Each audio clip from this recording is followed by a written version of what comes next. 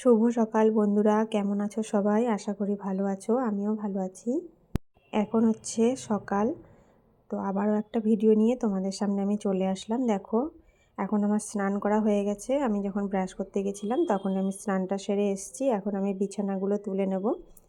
তো মশারিটা আমি একটা বালিশের কাভারের মধ্যে এভাবে ঢুকিয়ে রাখলাম। তারপর আমি আস্তে আস্তে পুরো বিছানাটা গুছিয়ে নেব। এই চাদরটা আমার মেয়ে গায়ে দিয়ে শুয়েছিল, সেটা আমি ভাঁজ করে নেব এখন। এই বিছানার মধ্যে আমি বালিশগুলো রাখবো না, আমার আরেকটা বিছানা আছে, তো সেইখানে গিয়ে আমি বালিশগুলো রেখে দেবো। এটার মধ্যে রাখলে, এটা সামনে ঘর, তো এটার মধ্যে রাখলে আর দেখতে খারাপ লাগে, তার জন্য আমি ওদিকে গিয়ে রেখে আসবো। আর এই বিছানাটা মোটামুটি ফাঁকাই রাখবো, এখানে শুধু দুটো কোল বালিশ রেখে দেবো। বিছানাটা ঝাড়া হয়ে গেছে। এই ঝাঁটাটা খুব একটা ভালো লাগে না, মানে ভালো হয় না ঝাড় দেওয়াটা। এরপরে আমি একটা শলার ঝাঁটা কিনবো, এবং শলার ঝাঁটা কেনার ইচ্ছা আছে। তা বিছানাটা শলার ঝাঁটা দিয়ে ঝাড় দিতে খুব ভালো হয়, তার জন্য আমি শলার ঝাঁটা কিনে নেব একটা। দেখো, ঝাড়টা কিন্তু ঠিকভাবে দেওয়া যায় না, এটা দিয়ে ঝাঁটাটা বেঁকে বেঁকে যায়। বিছানার চাদরটা আমি রাত্রেবেলা পাতি, আবার তার পরের দিন পুরো দিন থাকে, আবার রাত্রেবেলা আরেকটা করে চাদর পাতি। এভাবেই আমি কিন্তু বিছানার চাদর পাতি, মানে আমি সকালবেলা পাতি না, আমি রাতে শোয়ার সময় পেতে নিই, আর সারাদিন এমনই থাকে। তো এই বিছানায় আমি চলে আসলাম। এইগুলো আমি ধুতে বার করেছিলাম, এই বালিশের কাভারগুলো, কুশনগুলো, মানে কুশনের কাভারগুলো। তো সেগুলো আমি এখন এর মধ্যে পরিয়ে নিচ্ছি। এই কাভারটা কেমন লাগছে তোমাদের বলো তো? এটা আমি কিছুদিন হয়েছে কিনে এনেছি। আমি দোকানে গিয়ে অনেক রকম দেখেছিলাম, কিন্তু এটাই ভালো লাগলো, তাই এটাই নিয়ে নিলাম। তো এই দুটোতেই পরানো হয়ে গেছে, এখন আমি জায়গায় রেখে দিচ্ছি। এখানে আমি সাজিয়ে রাখলাম, কিন্তু সাজানো থাকবে না, কারণ ছোটো মেয়েটা আমার একটু এটা উলট পালট করে দেবে, আমি জানি। ও একটু পরে যদি ঘরে আসে তাহলে ও আর ঠিকঠাক কিছু রাখবে না। এখন আমি আপাতত রাখলাম। তারপরে আমি আমার মেয়ের পড়ার টেবিলটা গুছিয়ে নেব।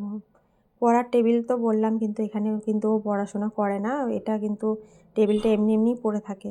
আর এই কম্পিউটারটাও কোনো কাজে লাগে না, ওটাও এমনিই পড়ে থাকে। আর ও বিছানায় বসেই সবসময় পড়াশোনা করে, এই চেয়ারটাও লাগে না, আর ওই টেবিলটাও লাগে না।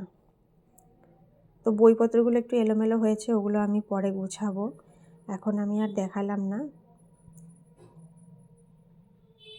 এই ঘরটা মোটামুটি গুছানো হয়ে গেছে, এখন আমি চলে যাব, এদিকেই চলে এসেছি। এই গাছগুলোর মধ্যে রাস্তার সাইডে বাড়ি, তো তাই সবসময় ধুলো পড়ে যায়, তাই এই স্প্রে বোতলটা আমি সাথেই রাখি, সবসময় সামনে রাখি জল ভর্তি করে। যখনই পাতাগুলোর মধ্যে একটু ধুলো পড়ে, আর ধুলো না পড়লেও আমি একটু মাঝে মাঝে স্প্রে করে দিই, কারণ পাতাগুলো তাহলে একটু তাজা তাজা থাকে, ভালো লাগে দেখতে। ছোট ছোট জিনিসগুলোর মধ্যে আমি কি সুন্দর গাছ লাগিয়ে রেখেছি, দেখতে কিন্তু খুব সুন্দর লাগে, আমার কিন্তু খুব ভালো লাগে। তারপরেই তো দেখো, এখন তো শীতকাল, এখন আমারও তো ক্রিম মাখার অভ্যেস নেই। ক্রিম মাখতে আমার খুব বিরক্তই লাগে, আমি একদম এইটা পছন্দই করি না যে সবসময় ক্রিম মাখবো। আমার যত্ন মানে খুব একটা নেওয়া হয় না, আর ক্রিম মাখাও হয় না, কিন্তু শীতের সময় তো উপায় থাকে না, মাখতেই হয়। দেখো হাতগুলো, তোমরা তো দেখলেই হাতগুলো আমার কেমন সাদা সাদা হয়ে গেছিলো। তো সেই হাতগুলোতে একটুখানি আমি ক্রিমটা লাগিয়ে নিলাম, তাহলে একটু টান টান ধরছিলো, সেটা একটু ঠিক হয়ে গেল। সবসময় কাজ করি যেই হাত দিয়ে, সেই হাতটাতে একটুখানি যত্ন নিতেই হয়। তারপরে দেখো, এই যে ওষুধগুলো, আমার মেয়ের ওষুধ আর আমার ওষুধ এখানে মিলানো আছে, নাম লেখা আছে বলে বুঝতে পারা যাচ্ছে। তো আমার মাইগ্রেনের ওষুধ এগুলো, আমি মাইগ্রেনের টানা ওষুধ খাবো, আমাকে কয়েক মাস খেতে বলেছে ডাক্তার। জিজ্ঞাসা করেছিলাম ওনাকে যে এরকম মাইগ্রেনের জন্য, বলছে হ্যাঁ আমি দেবো, কিন্তু আমাকে অল্প খেলে হবে না, কয়েক মাস খেতে হবে। তবে আমি সেই ওষুধটাই আমি খেয়ে নিচ্ছি। দেখো, এখানে 4টে পুড়িয়া দিয়েছিল, তো সবগুলো খাওয়া হয়ে গেছে, একটা আছে। ওষুধটা খেয়ে নেওয়ার পরে কিছুক্ষণ পরে আমি চা করতে চলে এসেছি। দেখো, চা হয়ে গেছে, আমি আর আমার কর্তা চা খাবো এখন। তো ওই বলল যে নিমকি নিয়ে আসো, নিমকি দিয়ে আজকে চা খাবো। নিমকিটাও কালকেই এনেছিল। তো দুধটা এদিকে গরম বসিয়ে দিয়েছি। দেখো, গরুর দুধ আর এখানে যে চা খাওয়ার দুধ, সেটা আমি মানে চা খাওয়ার দুধ বলতে ওই প্যাকেটের দুধগুলো দিয়ে আমি চা খাই, আর গরুর দুধটা হচ্ছে আমার মেয়েদেরকে দিই। এই যে আমি হরলিক্সটা গুলে নিলাম গরুর দুধটা দিয়ে। গরুর দুধ দিয়ে আমার চা খেতে খুব একটা ভালো লাগে না, তার জন্য আমি ওই দুধটা এনে রাখি। চা খেতে হলে আমি ওই দুধটা দিয়েই চাটা খাই। আর আমার বড় মেয়েকে আজকে আমি চা দিইনি, ও মাঝে মাঝে চা খায়, খুব একটা চা খায় না। তো এই করতে করতে ও চলে এসেছিলো স্কুল থেকে, আজকে আমি ওকে স্কুলে পাঠিয়েছিলাম। দেখো আমি ওকে দাঁড়াতে বললাম, ও একটু দাঁড়িয়েছে। তারপর আমি ওকে ঘুরতে বলেছিলাম, ও পিছনে কি লাগিয়ে এসছে সেটা দেখো, পিছনে কি লাগিয়ে এসছে। তারপরে দেখো এখানে আবারও টিউশন যাবে, মানে স্কুল থেকে এসেই টিউশন যায়। আর প্রজাপতিটা আজকে ওর গায়ে এমনভাবে বসেছিল না, মানে ও যায়নি, টিউশন চলে গেছে, গাড়িতে বসেছে, নিচে গেছে, উপরে উঠেছে, কিন্তু তাও প্রজাপতিটা হয়নি, সরেনি। ও হাত দিয়ে পরে সরিয়ে দিয়েছিল। এবার চলে এসেছি আমি রান্না করতে। দেখো আমি আজকে খুব হালকা রান্না করব, মানে তোমরা দেখলেই বুঝতে পারবে যে আমি আজকে কী রান্না করছি। আলু ভাজা করব, দেখো মুচমুচে আলু ভাজা। একবার ভেজেছি আর একবার ভাজছি, মানে একবার ভেজে রেখেছি আর একবার দিয়েছি ভাজতে, ওটাও হচ্ছে। তার পাশে আমি শাকটা ধুয়ে নিচ্ছি, শাক করব, আলু ভাজা করব আর বাদাম ভাজা করব। দেখো শাকটা আমি ধুয়ে নিচ্ছি, শাক বেছেছি, বাছার পরে তারপর আমি ধুয়ে নিচ্ছি। শাকটা কিন্তু শাক যদি রান্না করি খুব ভালো করে বেছে তারপরে করি। এবার ওই আলু ভাজাটাও হয়ে গেছে, বাকি যে আলু ভাজাটা আমি হতে দিচ্ছিলাম তো সেটাও হয়ে গেছে, এবার আমি তুলে নিচ্ছি। এর মধ্যে নুন ছাড়া ভেজেছি, শুধু হলুদ দিয়েছি।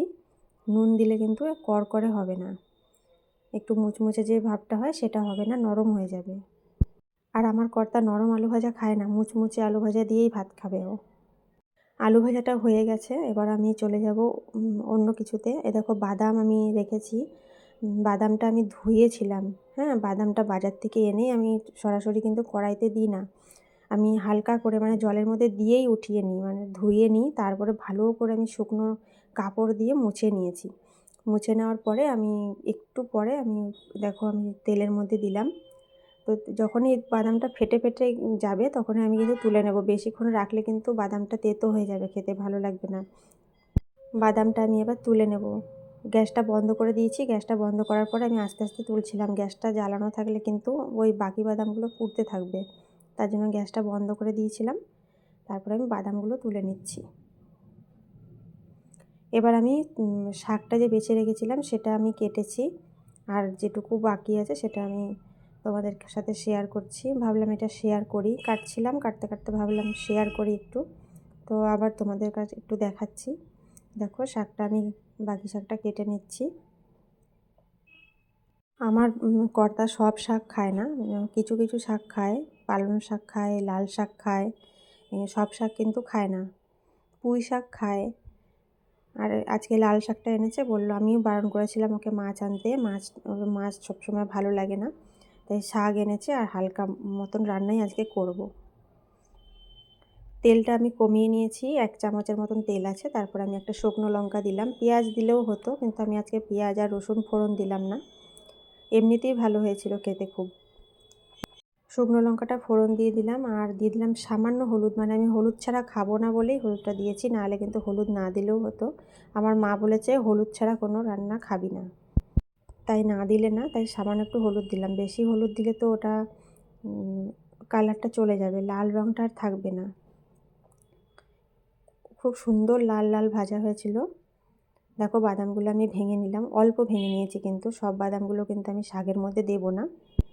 শাকটা হয়ে গেছে, প্রায় হয়ে এসছে, তারপর আমি দিয়ে দিলাম বাদামটা। শাকের মধ্যে বাদাম দিয়ে খেতে আমার কর্তা খুব ভালোবাসে, তাই আমি শাকের মধ্যে বাদামটা দিয়ে দিলাম। এখন কিন্তু রান্নাটা একদম হয়ে গেছে, জল কিন্তু নেই। দেখো আমি সাজিয়েছি আমার কর্তার থালাটা, আমি ওর থালাটাই দেখালাম, তো আমরা পরে খেয়েছি, আমাদেরটা আমি পরে খেয়েছি, তো তার জন্য অতটা আমি সাজাইনি, মানে ওরটাই সাজিয়ে তোমাদেরকে দেখালাম। আমার মেয়ে বলছিল যে বাবার কি আজকে জন্মদিন নাকি, তো রোজ রোজ তো এইভাবে সাজিয়ে দেওয়া হয় না, সব সময় দাঁড়িয়ে থেকে আমি পরিবেশন করি, তো আজকে থালাটা সাজিয়েছি বলে ওরকম বলছিল যে আজকে কি বাবার জন্মদিন। তো আমার আজকের রেসিপিটা তোমাদের কেমন লাগলো, রেসিপিগুলো মানে আমি বললাম না যে একদম অন্যরকম রান্না হয়েছে, একদম হালকা, কোনো ইয়ে নেই, তাও আমি ডিমটা ভেজে দিলাম, যে একদম শুধু শুধু খাবে তাই ডিমটা ভেজে দিয়েছিলাম। তো খাওয়া দাওয়া শেষে আমি টেবিলটা মুছে নিচ্ছি। টেবিলের যে কাগজটা আছে আমি দুবার, একবার এপাশ উল্টে পেতেছিলাম, ওপাশ উল্টে পেতেছিলাম, কিন্তু কোনোভাবেই ঠিক হয়নি, ওইভাবে একটু কেমন যেন হয়ে আছে, উঠে উঠে আছে। তারপরে দেখো আমার এই আরেকটা যে বাচ্চা আছে আমার, তাকেও আমি খেতে দিয়ে দিয়েছি। আর ওর রাগ হয়ে যায় নাকি কে জানে, পাতাটা বারে বারে উপর দিকে তুলছিল, ওকে দিয়েছি। আজ আমার কাছে কলমি শাক ছিল না, ওকে দিয়েছি ফুলকপির পাতা, আমি রেখে দিয়েছিলাম গুছিয়ে প্যাকেটের মধ্যে ফ্রিজে, সেখান থেকে বার করে আমি ওকে দিয়েছি। আর গাজরও আছে, আমি পরে ওকে যখন খাঁচায় ঢুকিয়ে দেবো তখন গাজরগুলো দেবো। ও বিস্কুট খায় আর ভাত খায়, খুব একটা সব কিছু খায় না, শশা খায় না, টমেটো খায় না, আমার খরগোশটা অনেক কিছুই খায় না। তো এই করতে করতে দেখো বিকেল হয়ে গেছে, এখন তো খাওয়া দাওয়ার শেষেই বিকেল হয়ে যায়, কারণ খুব তাড়াতাড়ি অন্ধকার হয়ে যায়, এখন সন্ধ্যা হয়ে যায়। ওই যে আমার কাছে যে আমি আগের ভিডিওতে দেখিয়েছিলাম যে বুদ্ধর মাথার মধ্যে আমি এই গাছটা লাগিয়েছিলাম, বলেছিলাম না যে আমি রোদে দেব, তো আমি রোদে দিয়েছিলাম। রোদ্দুর না দেখালে কিন্তু এই পাতাগুলো সব ঝরে পড়ে যাবে, আমি ওই জন্য একবেলা রোদ্দুর দেখাচ্ছি। আর যে বিকেল হয়ে গেছে তখন আমি ঘরে এনে রেখে দিলাম, আর রোদ্দুর নেই ওই জায়গাটায়। এইখানে দেখো আমি এই বোতলের মধ্যে, আর এই যে আমার একটা মেয়ের একটা বোতলের মধ্যে জল দিয়ে আমি এখানে মানি প্ল্যান্টের একটা ডাল লাগিয়েছিলাম। তো দেখো পাতা, ডাল, অনেক ডাল বেরিয়েছে তার সাইড দিয়ে। আর সেইগুলো না একটু ধুলো পড়ে গেছে, জানলার সাইডে রয়েছে তো ধুলো পড়ে গেছে পাতাগুলোর মধ্যে। তো আমি ভেবেছি যে এগুলোকে পুরো নামিয়ে নেব, পুরো একদম বোতল থেকে নামিয়ে নিয়ে একটা বড় বালতির মধ্যে আমি ধুয়ে নেব, তারপর আবার এভাবে জানলার মধ্যে পেঁচিয়ে রাখবো। দেখো তো ওই গাছটা কী গাছ, তোমরা চেনো কিনা? আমার মনে হচ্ছে ওটা বাদাম গাছ, মাঠের মধ্যে লাগানো রয়েছে। বাদাম গাছটা না একদম ছাতার মতন হয়েছে, কি সুন্দর, নিচে একটা ছাতা, তারপরে একটা ছাতা, তারপরে লম্বা একটা ডাল হয়েছে, খুব সুন্দর লাগছে দেখতে। তো ভিডিওটা কেমন লাগলো তোমরা কিন্তু কমেন্ট করে জানিও। ভিডিওটা এখানেই শেষ করলাম, সবাই ভালো থেকো, এতক্ষণ আমার সঙ্গে থাকার জন্য অনেক ধন্যবাদ।